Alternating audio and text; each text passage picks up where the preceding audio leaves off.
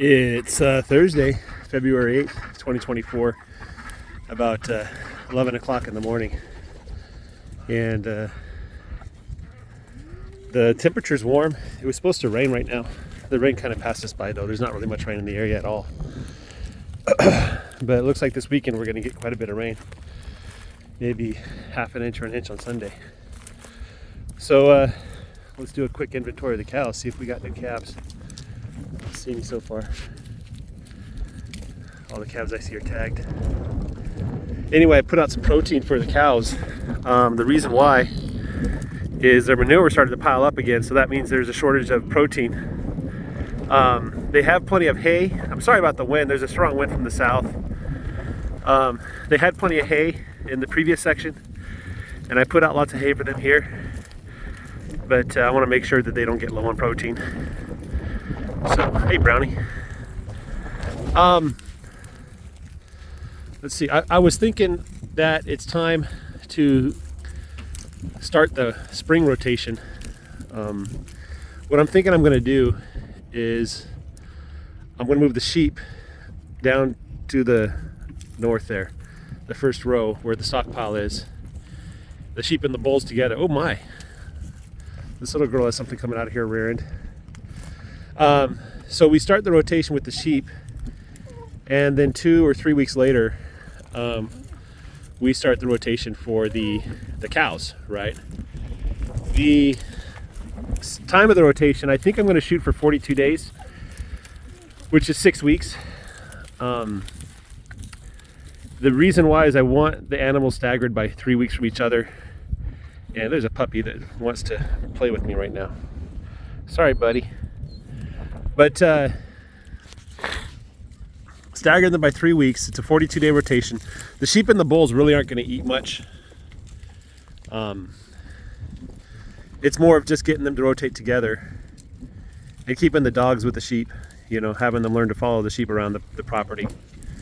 So we'll start that, I think, maybe, I don't know, maybe Saturday. Saturday might be hard because it's going to rain. Maybe Monday. We'll start it on Monday. We'll get things set up on Saturday. Take down all the old wire, put up some new wire. And I do want to do a triple wire for the sheep. I think the triple wire works okay. Okay, 413 here. You can see her teats are a little bit poking out. They're stiff.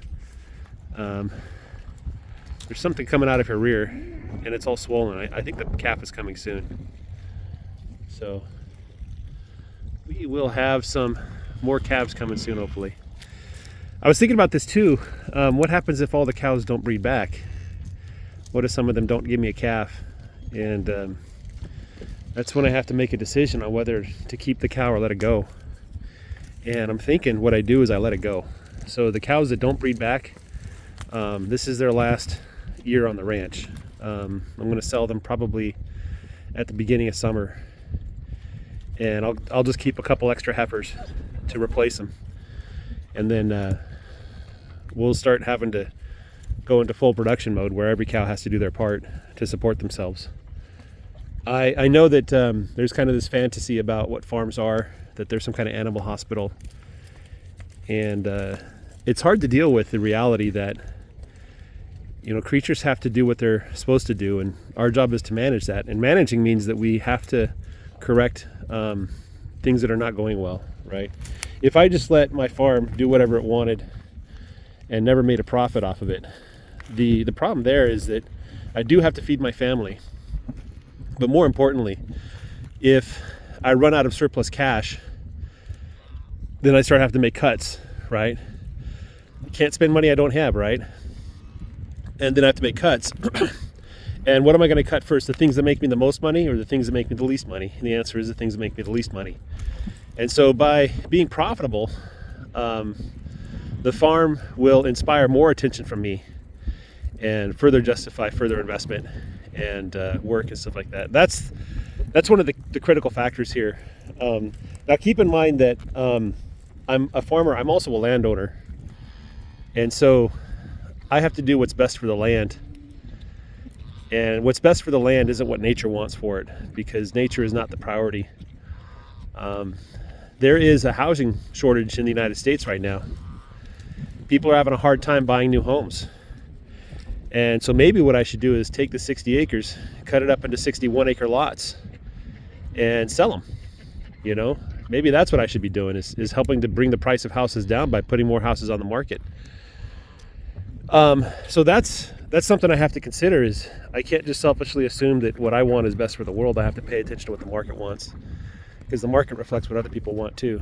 So number 31 is to the south of me where the wind is coming from. I'm not going to turn the camera there, but I saw number 31 nursing on his mom, number 14. And I think number 32 is right here. He was born yesterday. Yeah, that's number 32, and 11 is his mom. So we're getting a lot of bulls. That's good. Bulls are good. Heifers are good. I really don't mind either way with the cows. I do want more ewes. I don't really need more rams. But yeah, so that's where I'm at. So anyway, yeah, so the cows that don't produce calves, they got to go. They can't stay around. I need to maximize the available forage for things that are productive. And you know, eventually this cow herd, it's not going to be this big. If I go the full, you know, calf to table, you know, calf to the butcher shop, if I raise my own steers to weight, then you know, 3/5 of the herd needs to be steer, and 2/3 are going to be cows. That's because cows give, you know, a calf a year, and half of those calves are bulls, right?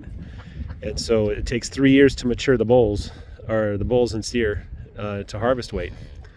So that means that I'll have more steer than cows if I do that operation, which by my numbers, if my field is as productive as I think it will be in 5 years, then I only have 18 cows. Right now I have like 26 or 27. So I'm going to have to cut back on the number of cows, just for the fact that my land can't support that many cows and steer and everything. So on the other hand, if I go full cow-calf operation, I sell the calves. Pretty much I sell all the calves when they're born. Well, the same year that they're born. Then in that case, then I can just have a bunch of cows and just raise a couple replacement heifers and replacement bulls, and then I can have like the full number, like 30 or 40 or whatever it was, of the cows. But right now I'm thinking of raising the steer to full weight and selling the meat, selling the animals direct to people that want it. And you know, I don't want to sell my animals on the sale barn, you know, even though it is a good program and the calves are well known for being good. I'd rather get my meat into the hands of people that are willing to pay for it and that are looking for this kind of product. So I'm going to try to do this all natural, no fertilizer, no tilling, no herbicide, pesticide, insecticide, no antibiotics, and no vaccines. So these calves will be 100% natural as far as that can be. The only thing I'm going to do is put the electric wire up and move them around, and the occasional doctoring. But so far I haven't had to been a doctor, you know, and the doctoring that we've done so far, let's see, we gave number 10, we took her to the vet so she could get a clean out. And they just put iodine boluses in. There was no antibiotics. So I'm going to try to avoid antibiotics altogether. So, yeah. Anyway, that's kind of where I'm at right now, is just trying to do everything naturally and seeing what happens. And the Longhorn genes, or Piney Woods, I don't know what exactly these are. Nobody knows what these are. Those genes are valuable because these animals do well in droughts. They're excellent foragers. They prefer they prefer to eat the weeds more than the Angus do, you know.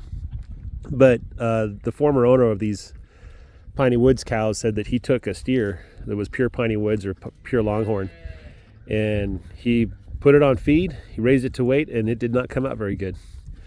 So since I'm going the grass route, and since I harvested that one that was half, no, it was half Angus, half, what's that, the Charolais, right? So that one turned out to be well marbled, even though I never fed it. Well, I lied, fed it a little bit for the drought, and then that's pretty much it. So anyway, guys, that's what I got for you. I might start the spring rotation here this week or next week. Kind of an early pre-start with the rams and the sheep. I'm sorry, the sheep and the bulls. So we'll see what happens if I decide to do that or not. Have a great day, everybody. Take care. Bye-bye.